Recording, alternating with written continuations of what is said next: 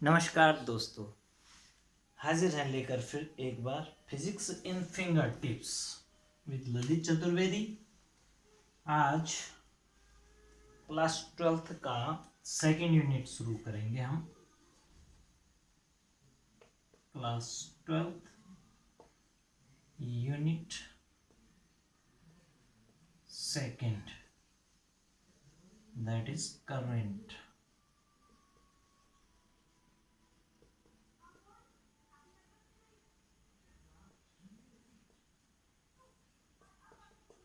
विद्युत धारा।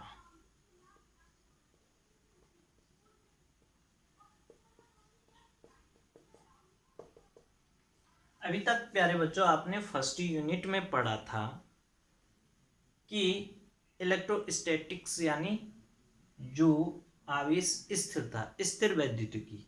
अब हम गतिमान आवेश को पढ़ेंगे। क्या पढ़ेंगे अब हम? स्थिर से अब क्या कर देंगे? गतिमान आवेश। अब ये कौन सा आवेश होता है जो गतिमान हो? तो ध्यान देना यहां पे कि किसी भी चालक में चाहे ऊष्मा का स्थानांतरण हो, चाहे वैद्युत धारा का गमन हो एक सिरे से दूसरे सिरे तक, तो उसके लिए कुछ आवेश वाहक मौजूद होते हैं चालक में। ठीक है, इनको मुक्त आवेश कहते हैं। क्या कहते हैं? मुक्त आवेश। और इनकी जो स्थिति होती है, जैसे गैस किसी सिलेंडर में फिट कर दिया जाए तो उसके मॉलिक्यूल इधर दाइधर मूवमेंट करते हैं, जिगजैग। ऐसे ही जो फ्री आवेश होता है किसी चालक के अंदर, आउटर मोस्ट जो इलेक्ट्रॉन्स होते हैं इस चालक के परमाणुओं के, वो फ्री हो जाते हैं और ये चालक के अंदर कहीं भी मूवमेंट कर सकते हैं। इसको गैस मॉडल भी कहते हैं, फ्री आवेश का। तो इस गति में या इधर रैंडमली कहीं भी गति करते रहते हैं ये, और इनका जो नेट मूवमेंट देखे तो वो जीरो हो जाता है। अगर वेलोसिटी किसी की इधर है, किसी की इधर है, किसी की इधर, किसी की इधर, तो नेट इफेक्ट क्या हो जाता है? जीरो। इसलिए जब ये चालक इस तरह रहता है तो इसमें कोई भी धारा प्रवाहित नहीं होती, जबकि मुक्त इलेक्ट्रॉन है। परंतु जैसे ही इस चालक को हम पोटेंशियल डिफरेंस यानी विभवांतर अप्लाइड कर दें इसके सिरों पर, तो सारे के सारे जो मुक्त इलेक्ट्रॉन हैं वो एक दिशा में गति करना शुरू कर देते हैं। मुक्त इलेक्ट्रॉन पॉजिटिव की ओर गति करना शुरू कर देते हैं। तो एक तरह से एक के पीछे एक ये अनुगमित होते हैं, एक के पीछे एक, और एक धारा सी बन जाती है। तो इसी को आवेशों के प्रवाह को, प्रति सेकंड आवेश के प्रवाह को हम वैद्युत धारा कहते हैं। और ध्यान रहे कि इलेक्ट्रॉन जिस ओर गति करते हैं धारा उसके विपरीत, या पॉजिटिव चार्ज जिस ओर गति करता है, धनावेश जिस दिशा में गति करता है, वैद्युत धारा की दिशा भी वही होती है, और इलेक्ट्रॉनों के बहने की विपरीत दिशा में। तो सबसे पहले हम धारा को समझें कि धारा क्या है। वैद्युत धारा, तो वैद्युत धारा बाय डेफिनेशन आवेश प्रवाह की दर को, प्रति सेकंड में कितना आवेश बहा, अगर एक कूलाम एक सेकंड में आवेश प्रवाहित होता है किसी चालक में, तो उसकी धारा हो जाती है 1 एम्पियर।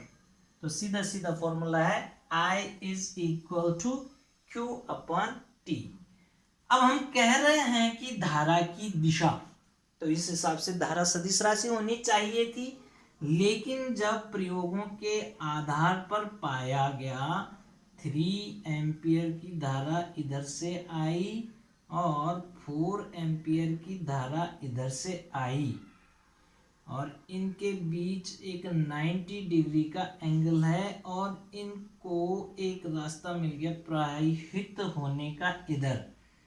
अगर ये सदिश राशि होती तो 4 का स्क्वायर प्लस 3 का स्क्वायर, 4 चौको 16, 9 25 का अंडर रूट, यहाँ 5 एम्पियर धारा होनी चाहिए थी, परंतु ऐसा नहीं है। जब रिजल्ट देखा तो 4 और 3 7 एम्पियर की धारा थी। यानी दिशा तो है, किस दिशा से किस ओर बह रही है, लेकिन जो वेक्टर एडिशन के लॉ होते हैं सदिश होने के, उसको फॉलो नहीं करती, इसलिए दिशा होते हुए भी करंट कैसी राशि है, अदिश राशि है। ठीक है, क्यों, वेक्टर अलजेब्रा को फॉलो नहीं कर रही है, सिंपल एडिशन कर रही है, अरिथमेटिक एडिशन, और करंट को जहां से रास्ता मिल जाए वहां को बहना शुरू हो जाती है।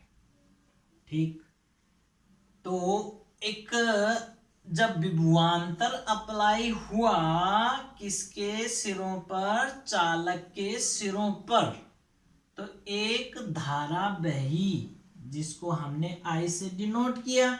इसका मतलब धारा और विभवांतर का कोई रिलेशन है।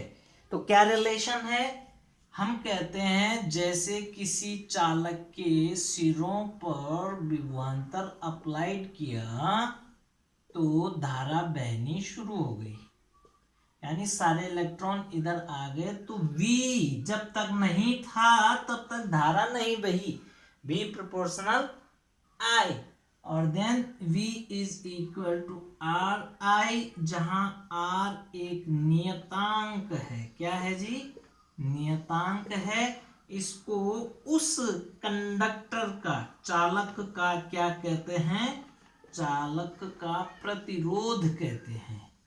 अब ये कुछ शब्द जुड़ते जा रहे हैं, पहले धारा का समझे, फिर प्रतिरोध आ रहा है, क्या होता होगा ये प्रतिरोध, आगे बात करेंगे। अब यह कहा गया है कि यदि किसी चालक की भौतिक अवस्थाएं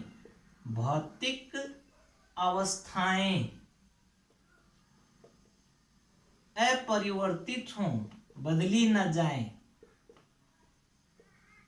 अपरिवर्तित रहें।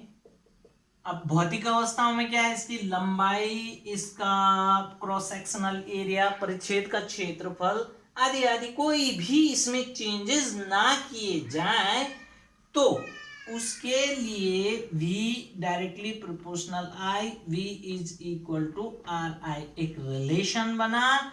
इस रिलेशन को दिया था ओम्स ने, इसके लिए इसको ओम्स लॉ कहते हैं। क्या कहते हैं इसे, ओम्स लॉ। तो धारा विभवांतर के अनुक्रमानुपाती होती है ओम्स के अनुसार, यदि भौतिक अवस्थाओं में कोई परिवर्तन ना किया जाए। एक लंबाई चौड़ाई के साथ साथ टेम्परेचर भी है, प्रेशर भी है, और पीवीटी वॉल्यूम भी है। कुछ भी ना बदलें हम, अगर कोई परिवर्तन ना लाएं किसी चालक में, तो उसके सिरों पर जो विभवांतर है वो, उसमें बहने वाली धारा एक दूसरे के अनुक्रमानुपाती संबंध में होते हैं। तो ओम्स के नियम को अगर सिद्ध करेंगे तो उससे पहले हमें कुछ बातें समझनी होगी। देखिए, कोई भी चालक है, चालक में इलेक्ट्रॉन मूवमेंट, इलेक्ट्रॉन भी हैं जो फ्री हैं, और उसके साथ साथ एटम्स भी हैं जिनसे ये फ्री हो रखे हैं। इलेक्ट्रॉन्स जिनसे ये फ्री हो रखे हैं वो वाले एटम्स, ऑल्दो वो आयन की फॉर्म में हो गए, परंतु क्या हो रहा है, जब भी कोई इलेक्ट्रॉन गति करेगा इधर, तो इन टक्कर के बाद फिर उसकी दिशा बदलेगी, फिर नई टक्कर हो जाएगी, फिर इस तरह से नई टक्कर हो जाएगी। तो ये टक्करें करते रहते हैं, कौन, फ्री इलेक्ट्रॉन्स, जब वो एक दिशीय होना चाहते हैं। एक दिशीय होने के कारण उन पर आकर्षण बल लगा है।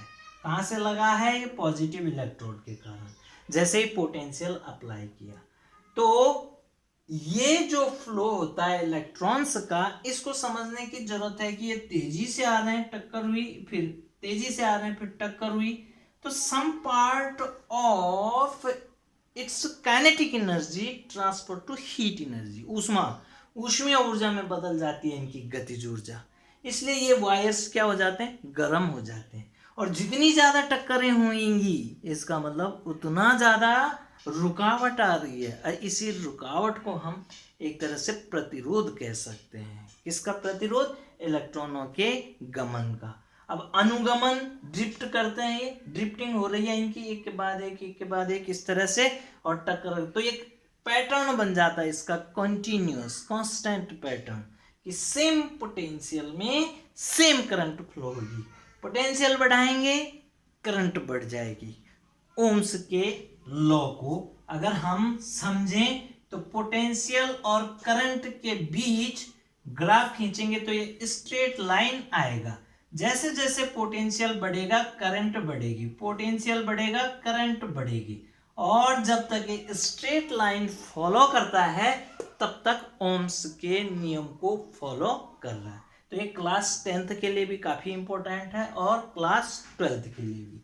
तो हमने कहा था R is equal to V upon I, V is in volt, volt पर एम्पियर, लेकिन प्रतिरोध की खोज में महत्वपूर्ण योगदान ओम्स का था, इसलिए उनको सम्मान देने के लिए इसकी यूनिट ओम्स, याद आते रहे ओम्स साहब, इसलिए प्रतिरोध की जो यूनिट बनी ओम्स बना। ठीक है, तो हम समझे पहले Q is equal to Q upon T is equal to I, so I is equal to Q upon T, so coulomb का कूलाम पर सेकेंड, और इसको हमने एम्पियर एक साइंटिस्ट है उनके नाम से इसकी यूनिट बना दी। प्रतिरोध की यूनिट ओम हो गई। अब I की जो विमा होती है, मूल राशि है ये A, तो Q की विमा क्या बनी थी? Q is equal to IT यानी AT। आवेश की विमा क्या बनती है? AT, और I की विमा है A, और V की जो विमा है W अपॉन Q, तो W था ml square T minus 2 upon AT, तो क्या बन जाता? V की विमा ml square T minus 3 A minus 1, ठीक है। ये पोटेंशियल की हो गई। सो R की जो विमा बनेगी रेजिस्टेंस की, वो क्या बनेगी? देखिए R is equal to V upon I, तो V की विमा है ml square A minus 1 T minus 3 upon A, तो ml square A minus 2 T minus 3, ये ध्यान में रखिएगा। दिस इज आर रेजिस्टेंस की विमा। तो आपको ओम्स जो है, ओम्स का पता चल गया कि एक स्ट्रेट लाइन, जब तक ये कोई भी चालक, कोई भी सर्किट ओम्स के नियम का पालन करता है तो उस सर्किट को हम ओमीय परिपथ कहते हैं। और ये हमने कहा कि प्रतिरोध की उत्पत्ति कैसे समझी जा सकती है। अब जब हम ओम्स के लॉ को डिडक्ट करेंगे तो वो नेक्स्ट यूनिट में आपका पूरी चीजें आ जाएंगी। तो आप आज यहाँ तक समझिए, क्लास 10th के काम भी आएगा ये और 12th के काम भी आएगा। अब जब माना मैंने कह दिया कि किसी आचालक में प्रति एकांक सेकंड में, किसी चालक में प्रति एकांक सेकंड में Q बराबर 2 गुणा 10 की घात ऋण 9, 2 गुणा 10 की घात ऋण 9 कूलाम आवेश है, और समय है 1 सेकंड, तो I कितना हो जाएगा? तो I is equal to Q upon T is equal to 2 into 10 raise power minus 90 upon 1, यानी 2 गुणा 10 की घात ऋण 9 ampere, nano ampere, 2 nano ampere हो गया। अगर इसमें कहें कि हम 1 सेकंड में कितने इलेक्ट्रॉन फ्लो कर रहे हैं, तो Q is equal to NE, so n is equal to q upon e, यानी 2 गुणा 10 की घात ऋण 9 बटे 1.6 गुणा 10 की घात ऋण 19। ऋण 19 ऊपर जाएगा तो कितना आ जाएगा धन 19, और धन 19 में से 9 गया तो 10 आ जाएगा, 10 की घात 10, और यहाँ आ जाएगा 6.25 का दुगना 12.50, यानी 12.5 into 10 raise power 10, 12.5 into 10 raise power 10 electrons. इतने इलेक्ट्रॉन एक सेकेंड के लिए फ्लो कर रहे हैं, तब इतना। अगर हम कहें कि 1 कूलाम और 1 सेकेंड, तो धारा कितनी 1 एम्पियर, तो 1 एम्पियर धारा में 1 सेकेंड में 6.25 गुणा 10 की घात 19, कितने होते हैं वो 18, 10 की घात 18 इलेक्ट्रॉन फ्लो करते हैं। इतने सारे बंच ऑफ इलेक्ट्रॉन जब 1 सेकेंड में फ्लो करते हैं, तो सोचिए चालक के अंदर 1 एम्पियर धारा प्राप्त करने के लिए कितने सारे इलेक्ट्रॉन्स होते हैं जो फ्लो कर जाते हैं, तब जाके 1 एम्पियर करंट की गणना होती है। ठीक है, तो इस तरह से हम समझेंगे ओम्स के नियम को। कक्षा 10 के लेवल पे डायरेक्ट आ गया कि किसी परिपथ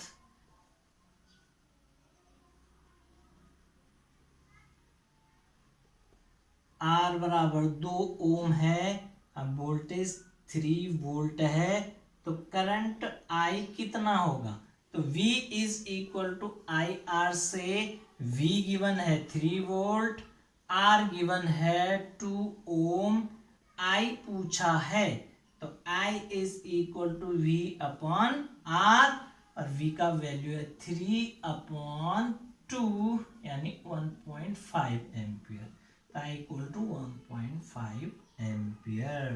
ठीक, इस तरह से किसी भी सर्किट में आप इस तरह की सॉल्यूशन कर सकते हैं। दो में से जो भी दे रखा होगा, तीसरा आप फाइंड आउट कर सकते हैं। तो धन्यवाद, चैनल को सब्सक्राइब कीजिए, और नेक्स्ट वीडियो में हम ओम के लॉ का पूरा डिडक्शन समझाएंगे, व्युत्पत्ति समझाएंगे। आप जरूर बने रहिए, चैनल को सब्सक्राइब कीजिए और कमेंट जरूर कीजिए। Thank you.